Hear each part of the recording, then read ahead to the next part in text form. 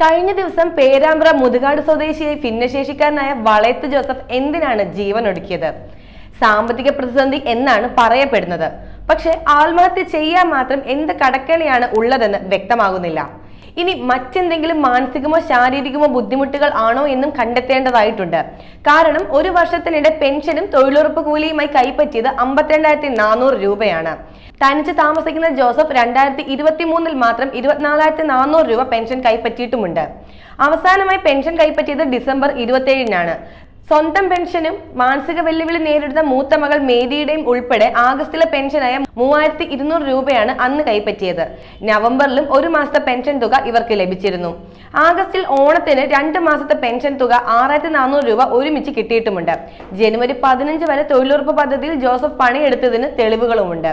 ജനുവരി 3-ന് പേരാമ്പ്രയിലെ Canara bank ശാഖയിൽ നിന്നും 5500 രൂപ കൂലി ഇനത്തിൽ കൈപ്പറ്റിയിട്ടുണ്ട്. കഴിഞ്ഞ വർഷം 99 തൊഴിൽ ദിനങ്ങൾ ജോസഫ് പൂർത്തിയാക്കിയതിനും തെളിവുകളുണ്ട്.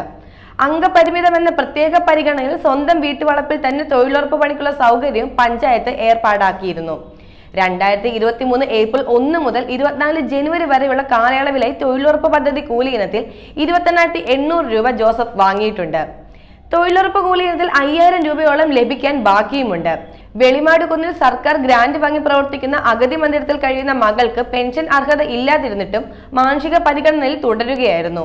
ജോസഫിന്റെ ആവശ്യപ്രകാരം കഴിഞ്ഞ വർഷം പഞ്ചായത്ത് വാർഷിക പദ്ധതിയിൽ 5 ലക്ഷം രൂപ ചെലവഴിച്ച് നടപ്പാത കോൺക്രീറ്റ് ചെയ്ത് നൽകുകയും ചെയ്തിട്ടുണ്ട്. കാലിന് ശേഷിക്കുറവുള്ള ജോസഫ് സർക്കാരിന്റെ വിവിധ സാമൂഹ്യ സുരക്ഷാ പദ്ധതികളിലും അംഗമാണ്.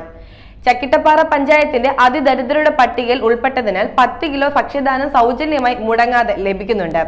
4 മാസത്തെ പെൻഷൻ കുടിശ്ശികയാണെങ്കിലും 1.5 ഏക്കർ ഭൂമി ഉൾപ്പെടെയുള്ള ജോസഫിന് ആത്മഹത്യയിലേക്ക് നയിക്കും വിധമുള്ള സാമ്പത്തിക പ്രതിസന്ധി ഉണ്ടായിരുന്നില്ല എന്നാണ് കണ്ടെത്താൻ കഴിയുന്നത്. ഇതിനു മുൻപ് 3 വട്ടം കളക്ടറേറ്റ് ഉൾപ്പെടെയുള്ള ഓഫീസുകളിലെത്തി ജോസഫ് ആത്മഹത്യ ഭീഷണി മുഴക്കിയിരുന്നു. പ്രദേശത്തെ ഒരു പ്രാദേശിക മാധ്യമ പ്രവർത്തകനാണ് ജോസഫിനെ ഇത്തരം സമരങ്ങൾക്ക് കരുവാക്കിയത്. ഇതുമായി ബന്ധപ്പെട്ട പരാതികളും വാർത്താക്കുറിപ്പുകളും പലതും തയ്യാറാക്കിയതും ഇയാളാണ്. ചക്കിട്ടപ്പാറ വില്ലേജ് ഓഫീസിൽ 2016 മണ്ണെണ്ണയുമായി ജോസഫ് ആത്മഹത്യാ ഭീഷണി ഉയർത്തിയിരുന്നു. 2019 ജൂൺ 28-നും ജൂലൈ 29-നുമാണ് കളക്ടറേറ്റിലും വനം വകുപ്പ് ഓഫീസിലും സമാനമായ സംഭവം അരങ്ങേറിയത്.